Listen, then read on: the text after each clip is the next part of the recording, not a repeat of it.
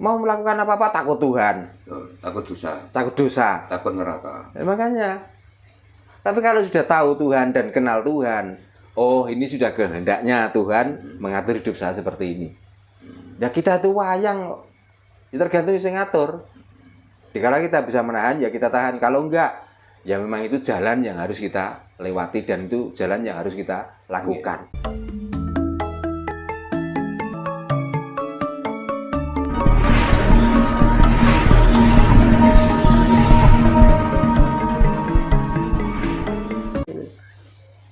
Ngocros-ngocros dulu, seandainya dia tuh nggak ngocros sebenarnya bisa loh. Bisa, Pak. Mau itu perasaannya sendiri, Bisa. Karena dia ketidakterimaannya, karena dia itu saking merasa kalah, malu dan lain sebagainya, lalu ngocros-ngocros. Ya, ini tidak sesuai dengan perintah Tuhan. Perintah sing ndi, Pak? Masa Tuhan itu pernah merintah, nah, setiap negara kamu harus pakai membuat kepala negara seperti itu. Untuk apa terusan? Ini nggak mungkin toh. Makanya gak ono wong Sendati Jembar nih gak wong Jawa, nih gak kapitan Jawa gak ono. Gitu loh.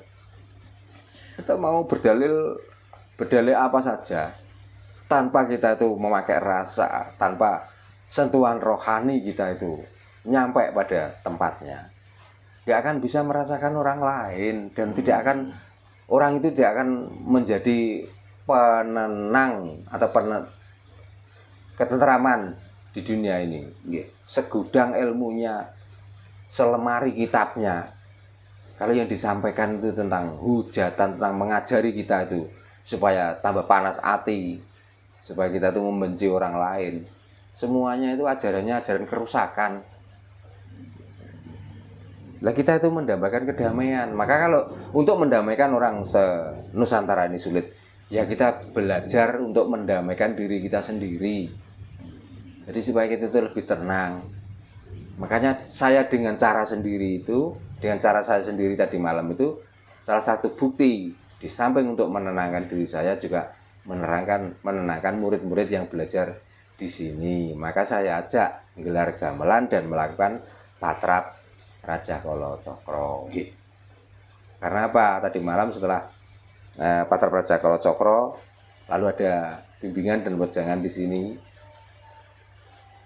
Bukan patrapnya, bukan rajahnya yang kita baca, tapi bagaimana cara kita mengaplikasikan pada hidup ini, dan kita itu saling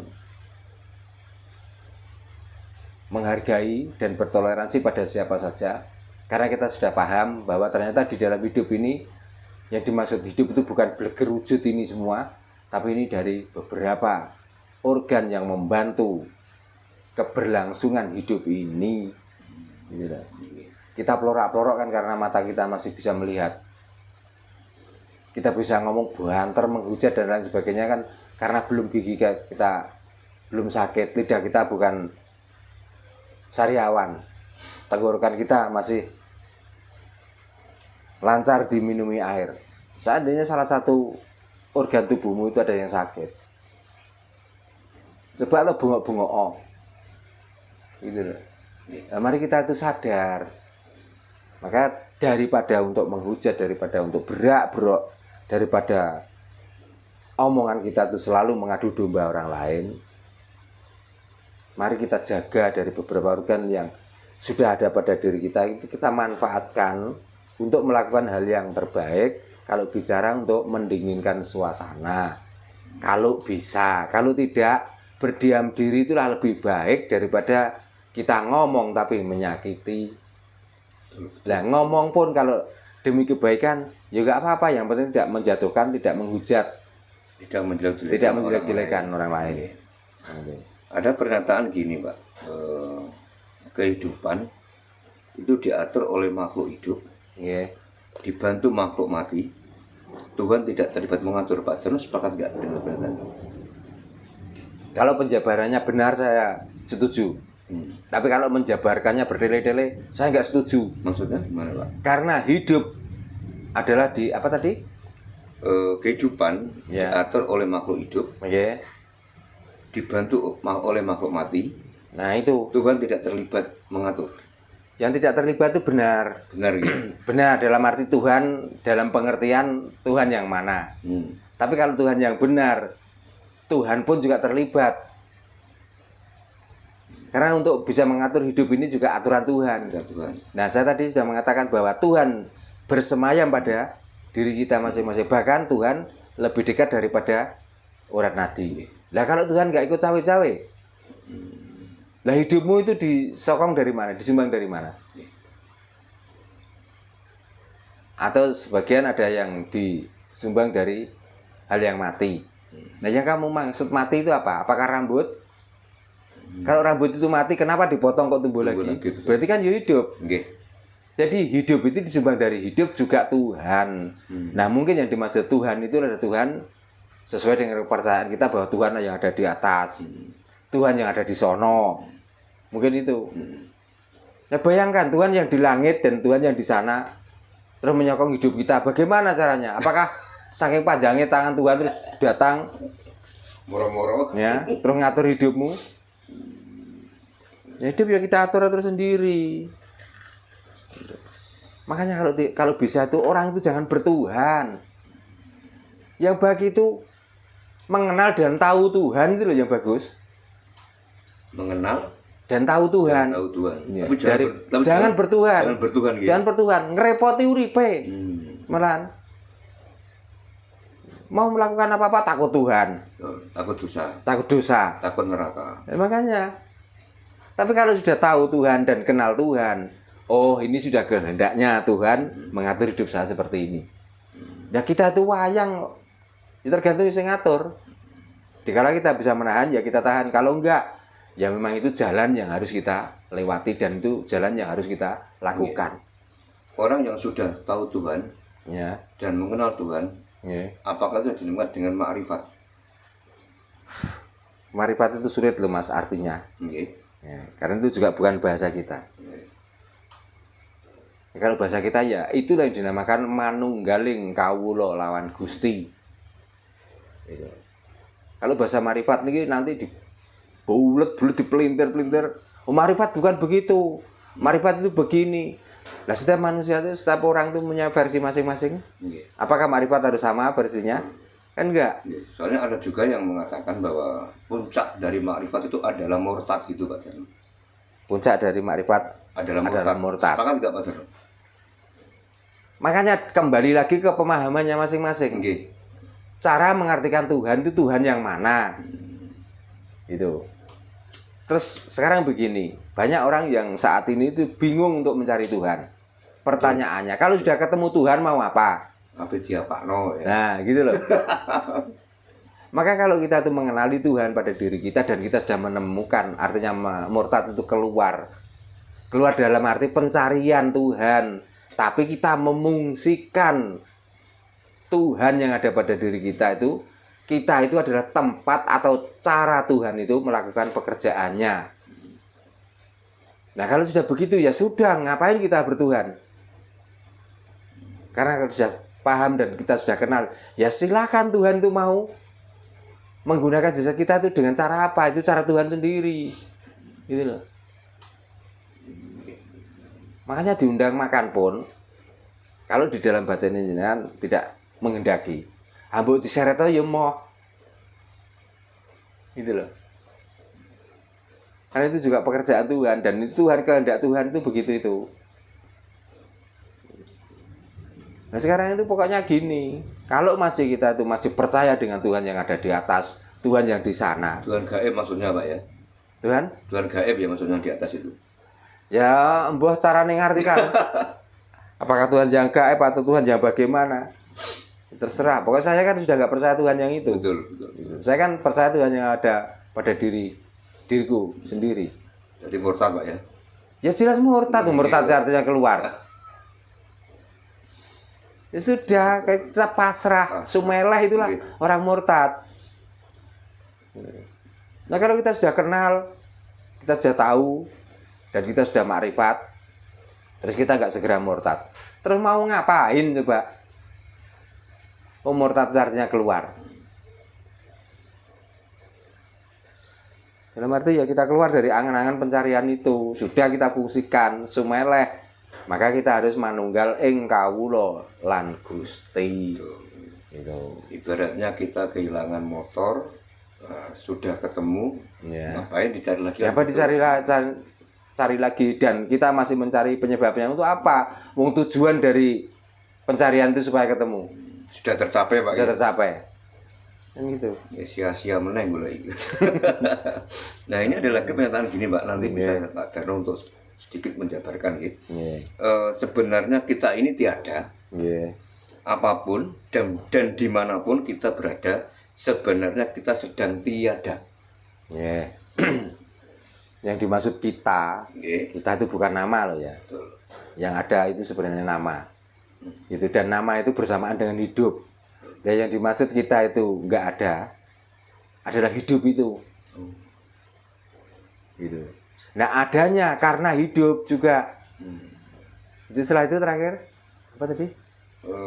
Gini, Pak. Sebenarnya kita ini tiada, ya. Iya, tidak ada. Apapun dan dimanapun kita berada, sebenarnya kita sedang tiada. Dan tidak ada, maksudnya gitu, Pak. Jadi sebenarnya kita nggak ada tuh. Siapa yang tahu tentang hidup? Coba, apakah dengan gerakan tangan ini? Apakah dengan suara ini? Kalau gerakan ini menghasilkan apa? Kalau kita bicara wujud dari suara itu apa? Kalau kita ada orang ngomong, kita paham, didengar dengan telinga, yang kamu pahami itu tentang apa? Kan tetap rasa.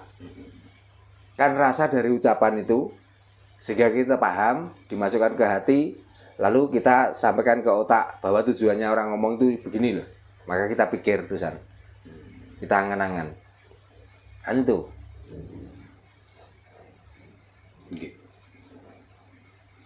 Nanti sudah jelas, maka sampai aksara pun yang bisa membuka tabir itu cuma hono coroko. Ho itu artinya tidak ada memang. Jadi kita itu sebenarnya nggak ada. Lah akhirnya no itu bisa dinamakan ono, bisa dinamakan nalar. Adanya kita itu karena pemikiran kita itu ada. Kalau pemikiran kita itu suwak, pemikiran kita owah, berjalan pun merasa tidak ada loh. Contohnya siapa? Ya orang gila itu. Hidupnya merasakan hampa, Pak. Kok merasakan? Merasakan berarti masih punya rasa. Ini sudah nggak punya rasa sama sekali loh. Sampai telanjang pun dia tidak merasakan kalau itu telanjang kok.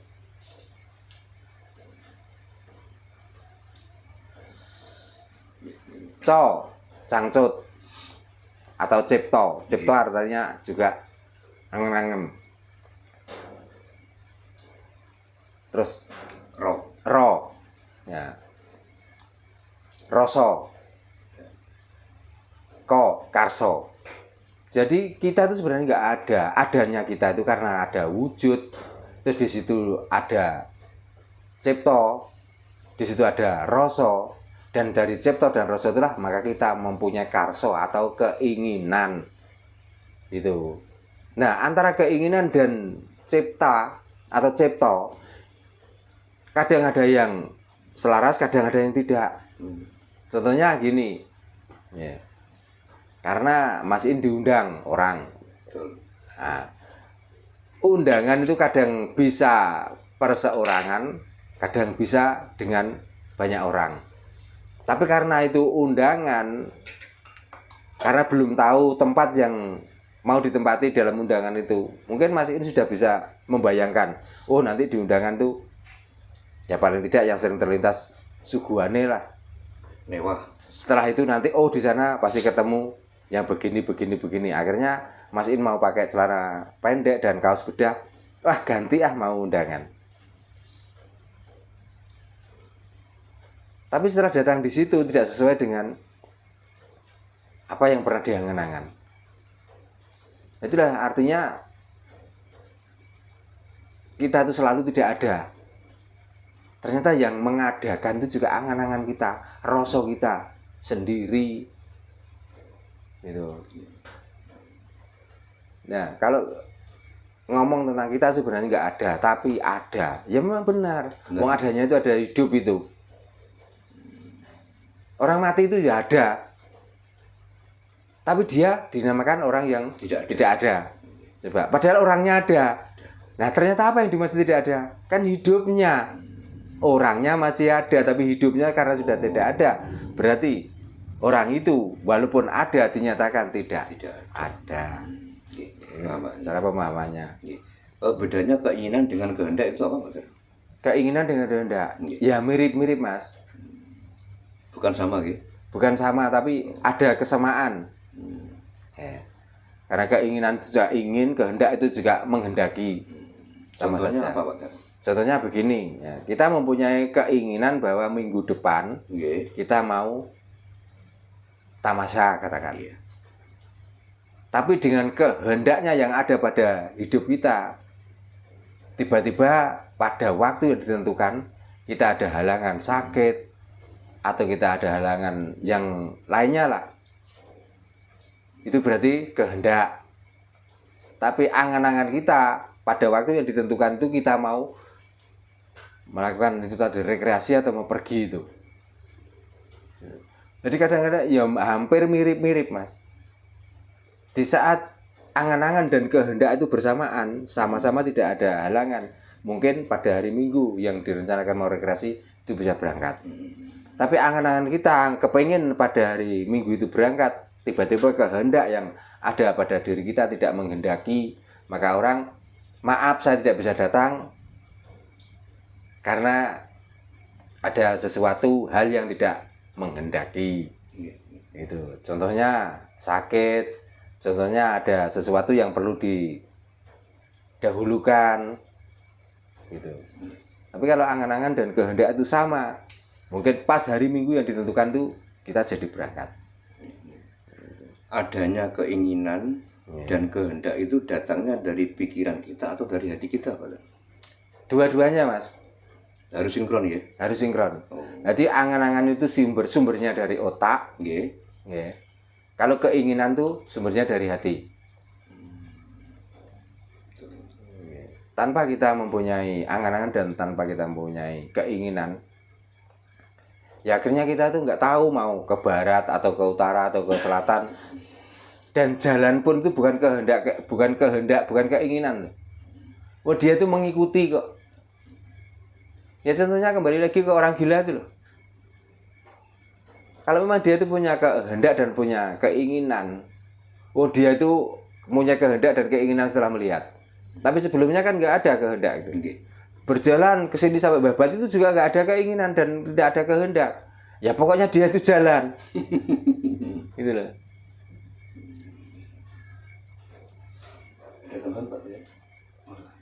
Nah, ini mungkin pertanyaan terakhir, Pak Darno.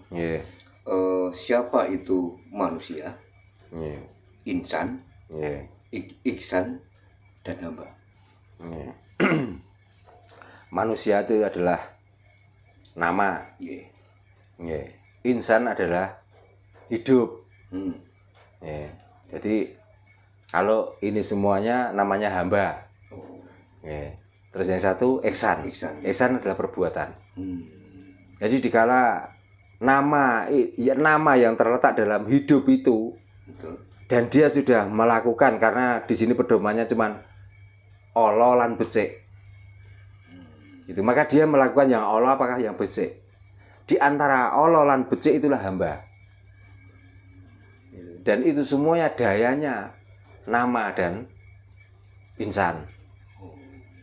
Makanya insan itu mesti kamil, mutakamil kalau bahasa agama.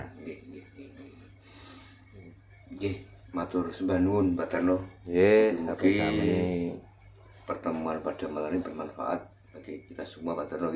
Terutama kaki kula piyambak kaki ngelingaken awak kula. Rahayu, Pak Darno. Rahayu.